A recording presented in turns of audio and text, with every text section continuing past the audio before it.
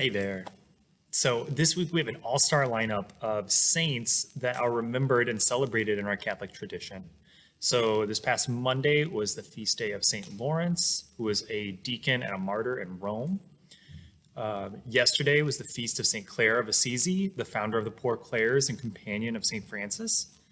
And this upcoming Friday is the feast of Maximilian Kolbe, who is a Polish Franciscan who was killed at Auschwitz. So while each of these saints lived and ministered in very different times and contexts, there's a common thread that kind of joins them all together, and it's this idea of poverty or reaching out to those who are marginalized. So St. Lawrence, when Christians were persecuted under the Roman Emperor Valerian, was told to turn the riches of the church over to the Roman Empire. And so upon hearing this, he sold whatever he could, gave the proceeds to the poor and to the sick, and then standing before the Roman prefect, brought a delegation of the poor, the sick, the lame, stating that these indeed were the riches of the church.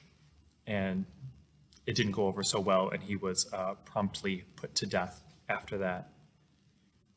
St. Clare, inspired by Francis of Assisi, gave away the privileges of her family's high social position so as to better imitate the life of poverty that Jesus lived during his earthly ministry, a literal imitation of Christ. The religious order that she helped found, the Poor Clares, continue on this path to imitate the poverty of Christ to this day. And Maximilian Kolbe, a Polish Franciscan friar, was arrested and imprisoned for hiding Jewish refugees during the Holocaust. Detained at Auschwitz, he volunteered to take the place of another inmate who was randomly selected to be killed because this other inmate had a family. The last years of Maximilian's life and his death were ultimately spent in close association and solidarity with the Jewish community, one of the most persecuted and marginalized groups in history. So for someone who grew up in the Catholic Church, these stories and the stories of so many other great saints in our tradition have been part of my religious education since I was a kid. And I've been catechized enough that the idea of the poor and the marginalized, the idea that these groups have a preferential place in the church's mission and ministry is not a new idea for me. The church from its earliest days has been committed to serving Christ and the poor, which is one of the things I love so much about being Catholic. And yet it's often easy in my own life to have the church turn into a code for someone else. If I identify the church with bishops, priests, religious sisters, and missionaries, then in some sense, I'm able to let myself off the hook for having this mission to minister to the poor and to be in solidarity with the poor. And ultimately, that's a lie. I am part of the church. You are part of the church. Every baptized person shares this responsibility to share our lives with those who are vulnerable and marginalized.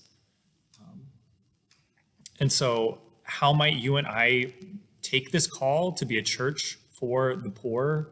How do we take that seriously? Name them.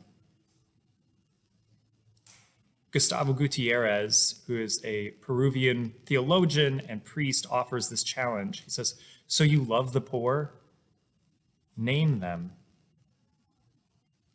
It's an invitation to enter into the lives of the poor so that they're no longer just impersonal parts of a larger group, the poor. They're individuals created by God with names and stories, hopes and desires and struggles, just like you and me. The challenge is to put yourself in a situation of authentic encounter with another person. In this space, love becomes a relationship instead of simply being an abstract idea of serving and ministering to the poor. So, do you know the names of the poor? If not, my challenge for you is to get to know the name and story of at least one person who is poor, vulnerable, or marginalized in some way. The wisdom of our tradition says that those encounters are privileged means for encountering Jesus. Thanks. Have a good week.